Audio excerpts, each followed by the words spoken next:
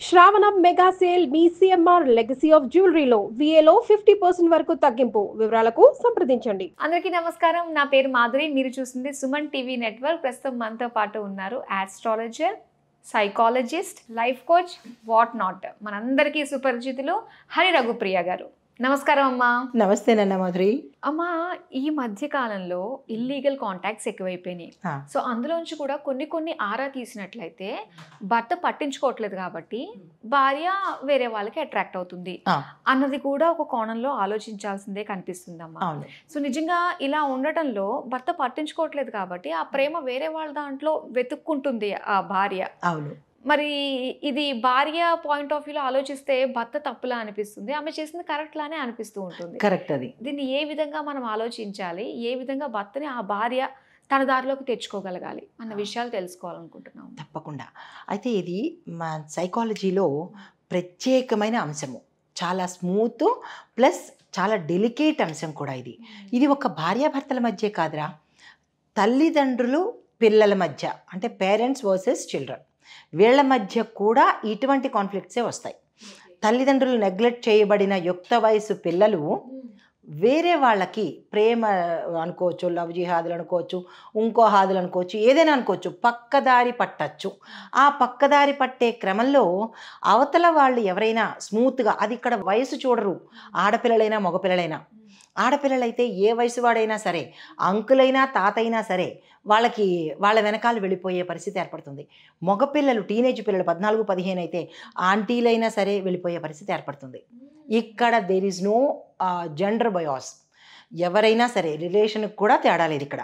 అయితే ఇక్కడ మనం ప్రస్తుత టాపిక్, భార్యాభర్తల్లో భర్త చేత అవాయిడ్ చేయబడ్డ భార్య పరాయి వ్యక్తిని ఆశ్రయించడం కానీ, పరాయి వ్యక్తి వైపు మొగ్గు చూపించడం కానీ చేసినట్లయితే ప్రప్రథమంగా చెప్పేది తప్పు అని చెప్పాలి. అయితే ఇందాక మీరన్నట్టుగా కొన్ని సైకలాజికల్ డిజార్డర్స్ ఉండడం వల్ల ఈమె అటువైపు వెళ్ళింది, అది భర్త వైపు ఉన్నట్టయితే, ఇప్పుడు ప్రస్తుత టాపిక్ మనం భర్త గురించి చెప్పుకుందాం. తర్వాత భార్య వల్ల భర్త వేరే అమ్మాయికి దగ్గరికి వెళ్ళడం అనేది కూడా అది చెప్దాం. అయితే ఇప్పుడు ముందుగా కొన్ని 10 పాయింట్లు చెప్తాను. ఓకే. ఫస్ట్ పాయింట్, ఒక స్త్రీకి భర్త నుంచి దృష్టి అంటే విజన్ కానీ, ప్రేమ కానీ, అటెన్షన్ కానీ, గౌరవం కానీ, భద్రత కానీ, అండదండలు కానీ, ఈ 6 పాయింట్స్ మిస్ అవుతోంది అని అన్నప్పుడు ఆవిడ లోన్లీనెస్ గురవుతుంది. కొంతకాలంగా బాగా ఉండి తర్వాత అవాయిడ్ చేస్తూ ఉన్నప్పుడు ఆ లోన్లీనెస్లో ఎవరైతే తొందరగా బాగా మాట్లాడతారో, ఇవన్నీ ఇస్తున్నట్టుగా భ్రమ పెడతారో వాళ్ళకి అట్రాక్ట్ అయిపోతుంది. అసలే ఆడది చాలా సున్నితం. అయితే మనము ఎలాగ గమనించుకోవచ్చు అంటే కనుక వీటిని 3 రకాలుగా గమనించుకోవచ్చు. ముందుగా సామాజిక పరంగా చెప్తాను. ఈ సామాజిక పరంగా చూసినట్టయితే కనుక వేరే సంబంధం భర్త పెట్టుకునేటప్పుడు కొన్ని సిమ్టమ్స్ మనకి కనిపిస్తాయి. ఆ సిమ్టమ్స్ ఏమిటి అంటే కనుక పేరు ప్రతిష్టల వల్ల కావచ్చు, లేదా సత్సంబంధాల వల్ల కావచ్చు, లేదు అంటే ఇవి వేరే మగవాడికి అట్రాక్ట్ అయితే ఇవన్నీ దెబ్బతింటాయి. ఇంట్లో కుటుంబపరంగా దెబ్బతింటుంది, పరువు పోతుంది, పిల్లలకి కూడా ఈమె చులకనైపోతుంది, ముఖం ఎత్తుకోలేని పరిస్థితి అవుతుంది. అయితే మొట్టమొదటిగా వీళ్ళిద్దరి మధ్య ఎమోషనల్ డిస్టెన్స్ పెరుగుతుంది. Point number 1. ఈ ఎమోషనల్ డిస్టెన్స్ ఎలా పెరుగుతుంది అంటే కనుక ముందు ఉన్నంత ఆప్యాయత, శ్రద్ధ, కేరింగు తగ్గిపోతూ ఉంటాయి. అది ఎలా తగ్గిపోతుందంటే సాధారణ సంభాషణలో మనకు తెలిసిపోతుంటుంది. ఈ భార్య ఏదైనా చెప్పినప్పుడు చూద్దాంలే, తర్వాత చేస్తాను, నేను బిజీ, ఇలాంటి మాటలు చెప్పడం వల్ల కొంత అంటే భార్యని కొంత దూరం పెడుతున్నట్టుగా ఎమోషనల్ పరంగా, దీనికి ఏదైనా బాధ వచ్చినా లేదా ఒంట్లో బాగాలేదండి అని చెప్పినా సరే సాయంత్రం వచ్చావు, రేపో ఎప్పుడో పెడదాంలే హాస్పిటల్కి అనేసి మాట తప్పించేసుకుంటున్న పద్ధతిని అవలంబిస్తాడు. నెంబర్ 2 పాయింట్, మాటల్లో ఒక రకమైన ధోరణి వస్తుంది. ఇదివరకు ఉన్నంత బేబీ అనో ముద్దు పేర్లు పెట్టుకుంటూ ఉంటారుగా, ఏ బేబనో లేకపోతే ఏదో ముద్దు పేర్లలో ఆ ముద్దు పేర్లు పోయి సరే ఏంటో చెప్పు, నాకు ఆఫీస్ టైం అవుతుంది అన్నట్టుగా చెప్తారు. సంభాషణలో కటువుతనం వస్తుందన్నమాట. ఎంతో తను చెప్పాలి అని ఆతృతగా ముందుకు వచ్చినప్పుడు అంటే మనిషి వైపు ఐ టు ఐ కాంటాక్ట్ లేకుండా చెప్పు అన్నట్టుగా చెప్పడము, విన్నట్టుగా ఉంటూ వినకుండా సరే టైం అవుతోంది నాకు, నేను వెళ్ళాలి, సాయంత్రం వచ్చిన తర్వాత చెప్తాలి అనేసి అక్కడికక్కడ కట్ చేసేసి వెళ్ళిపోతాడు. ఆ రకంగా కూడా స్త్రీ గమనించుకోవచ్చు నన్ను అవాయిడ్ చేస్తున్నాడు అని. తర్వాత అవాయిడ్ బిహేవియరు ఎలా కనిపిస్తుంది అంటే, ఈరోజు వంట ఎలా ఉందండి అని అన్నప్పుడు, మీకు నచ్చిందా, మీకోసమని చేశాను అన్నప్పుడు సరేలే ఏదోలా తగలడిందిలే అన్నట్టుగా, అంటే కటువైన మాటలతో ఆమెని ఇబ్బంది పెట్టేటట్టుగా మాట్లాడడం. అంటే తన కోసము చక్కగా తయారై పదండి పార్టీకి వెళ్దామనో, తన ఈ చీర బాగుందనో, ఇంకా ఆడవాళ్ళు అదే కదా అంటారు.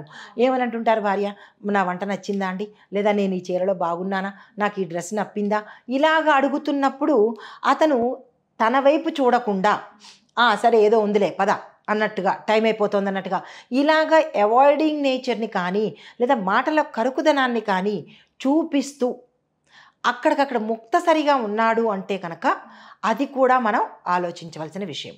తర్వాత పాయింట్ ఏంటంటే నెగిటివ్ బియాజ్, అంటే ఆమె చెప్పిన ప్రతి మాటలోనూ తప్పుని వెతుకుతూ ఉంటారు. ఏ సందర్భమైనా ఇవాళ వెచ్చాల కోసమో లేదా కిరాణా కోసమో 10,000 అయ్యిందండి అని అన్నారనుకో, ప్రతి నెల 10,000 అవుతున్నది ఇవాళ 10,000 అవడంలో పెద్ద వింత ఏం కాదు కదా. ఎగ్జాంపుల్కి అదే దాన్ని ఏమంటారు, 10,000 ఎందుకయింది, అంత అవసరం లేదు కదా, మీ అమ్మ వాళ్ళు వచ్చారా లేదంటే మీ వాళ్ళు ఎవరైనా వచ్చారా అన్నట్టుగా, అంటే నీ ఫ్రెండ్స్ వచ్చి తినేసి వెళ్ళిపోయారా, అంటే ప్రతి నెల ఇదే జరుగుతున్న తంతుని ఈ నెల కూడా తను చెప్పినప్పుడు ఇతను ఓవర్ రియాక్ట్ అయ్యి, అంటే తను చేసిన దాంట్లో తప్పును వెతికే అంశాన్ని చూస్తాడు. ఇలా ప్రతి ఒక్క అంశంలోనూ తప్పును చూపిస్తూ తన మీద నింద వేసేటట్టుగా మాట్లాడుతుంటాడు.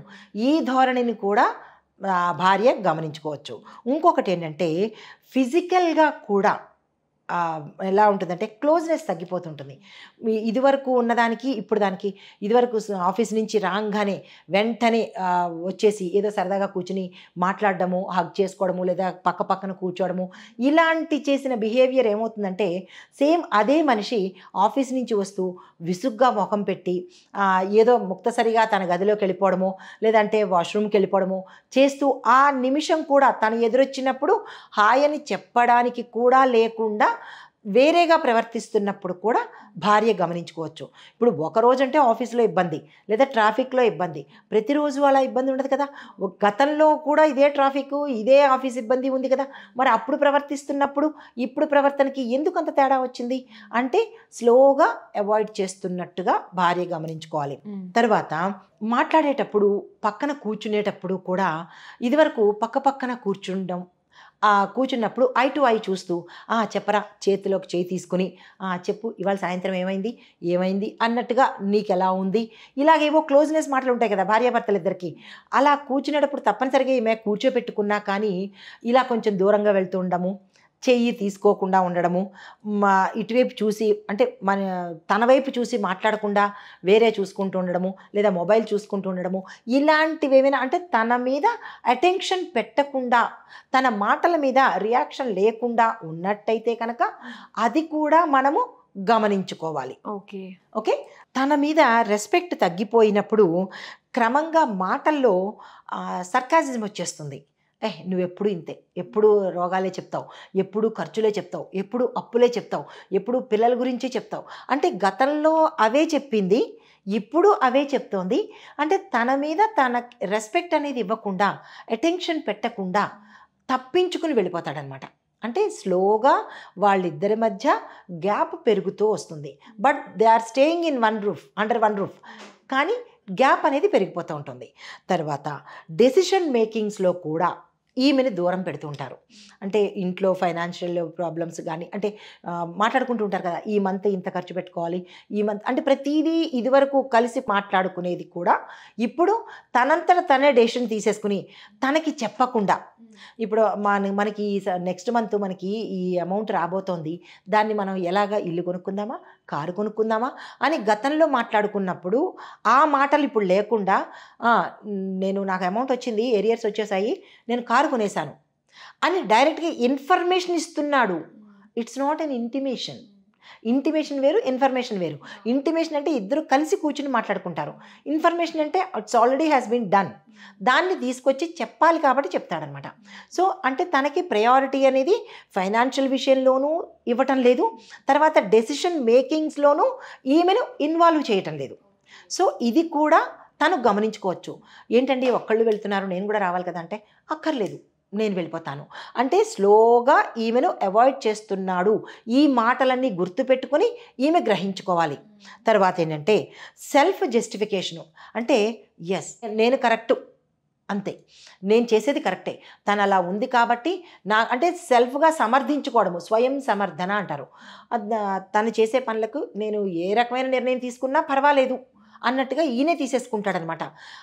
అంటే ఉదాహరణకి తన నుంచి దూరంగా వెళ్ళిపోవాలి అని అనుకున్నప్పుడు, నాకు నీతో పట్టలేదు, ఇంకా నాకు నీకు అండర్స్టాండింగ్ ఉండట్లేదు, ఇన్నాళ్ళు ఉన్నది ఈ క్షణంలో అండర్స్టాండింగ్ లేదా, కాబట్టి తన నుంచి దూరం అవ్వడానికి ఈమెలో ఉన్న తప్పులన్నీ, పొరపాటున భార్యాభర్తలు నాకు ఏదో ఒక తప్పులు చేస్తుంటారు, ఆ తప్పులన్నీ ఇప్పుడు బయటకు తీసి నీతో నేను కలిసి ఉండడం కష్టము అని చెప్పి తనంతట తను సెల్ఫ్ జస్టిఫికేషను, నేను కరెక్టే అనేసుకుని తనే నిర్ణయం తీసేసుకుంటాడనమాట.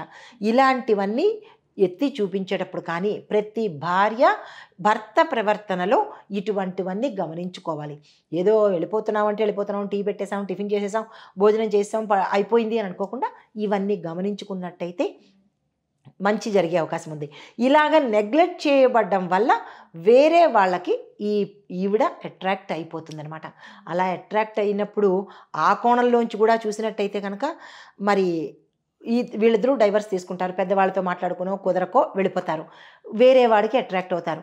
అట్రాక్ట్ అయినప్పుడు అతను ఎందుకు నిన్ను మంచిగా చూడాలి, చూడ కదా, ఏదో ఒక సందర్భంలో నువ్వు అలా ఉన్నావు కాబట్టే అతను నిన్ను వదిలేశాడు అన్న మాట వస్తుంది. ఈమె కూడా అదే అనొచ్చు, నువ్వు అలా ఉన్నావు కాబట్టే భార్య నిన్ను వదిలేసింది అని అంటారు.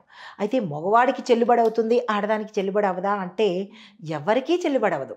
ఇల్లీగల్ కాంటాక్ట్స్ కానీ, థర్డ్ పార్టీలు కానీ, ఫోర్త్ పార్టీలు కానీ, భర్తను వదిలేసిన భార్య కానీ, భార్యను వదిలేసిన భర్తను కానీ ఎవరు సమాజము గౌరవం అయితే ఇవ్వదన్నమాట. కాకపోతే ఎక్కువ ఇంపాక్టు స్త్రీకే పడుతుంది కాబట్టి కొంచెం జాగ్రత్తగా ఉండాలి, భరించగలగాలి. భరించలేకపోతే సెపరేట్ అయిపోండి. అలాగ నిత్యము యుద్ధం చేసుకుంటూ ఉండేదానికన్నా సెపరేట్ అయిపోయి ఎవరికి వాళ్ళు తమ ఇండివిజువల్గా బతికినట్టయితే కొంత గౌరవప్రదంగా ఉండే అవకాశం ఉంటుందన్నమాట. ఈ విషయాలన్నీ ప్రతి భార్య ప్రతిరోజు తన భర్తలో గమనించుకోవాల్సిన విషయాలన్నమాట. ఒకవేళ ఏదైనా గమనించినా కూడా అప్పటికప్పుడు ప్రతిదీ సార్ట్ అవుట్ చేసేస్తున్నారంటే అంతే, అయిపోతుంది. ఏమండి మీరు ఎందుకు ఇలా ఉన్నారు, ఏం జరిగింది, నాలో తప్పు ఉందా ఏమిటి అనేది కూర్చుని అప్పటికి ఏమే ప్రయత్నం చేసినా అతను సమయం ఇవ్వకపోతే అప్పుడు తల్లిదండ్రులకో లేదా మీ పెద్దలకో ఎవరికో ఒకళ్ళకి చెప్పి దాన్ని సార్ట్అవుట్ చేసుకున్నట్టయితే కొంత బాగుంటుంది. అంతే తప్ప నా భర్త వినడం లేదు అని చెప్పి పరాయి మగవాడి దగ్గరికి వెళ్ళిపోతే కనుక రెంటికి చెడ్డ రేవడైపోతుంది. కాబట్టి అది ఎలా ఉంటుందంటే అసహ్యంగా అయిపోయే అవకాశము. ఇంకా ఎవరూ తనని గౌరవించి ఇంకా ఇలా ఓర్పుగా భరిస్తున్నందుకు కనీసం ఇంకో థర్డ్ వాళ్ళు ఎవరైనా వచ్చి ఇన్వాల్వ్ అయ్యి ఏమయ్యా ఇంత మంచి భార్యని ఎలా వదిలేస్తున్నావయ్యా అని కాస్త గడ్డి పెట్టడానికి వీలవుతుందనమాట. తనంతట తనే చేజార్చుకుంటే కనుక గాజు బౌల్ని తన చేత్తో తను పాడేసుకున్నట్టే అవుతుంది. కాబట్టి ఈ విషయంలో ప్రతి స్త్రీ జాగ్రత్తగా ఉండండి. బియాండ్ యువర్ లిమిట్స్ ఎవరి అసిస్టెన్స్ అయినా తీసుకున్నట్టయితే మంచిది. అంతే తప్ప అగ్రెసివ్ డెసిషన్స్ వేరే మగవాడు చూసేస్తాడు అని అట్లా జోలికి వెళ్లకుండా ఉండడమే మంచిది. కరెక్ట్ అమ్మా, చాలా చక్కగా తెలియజేసినందుకు థ్యాంక్ యూ సో మచ్. నమస్తే.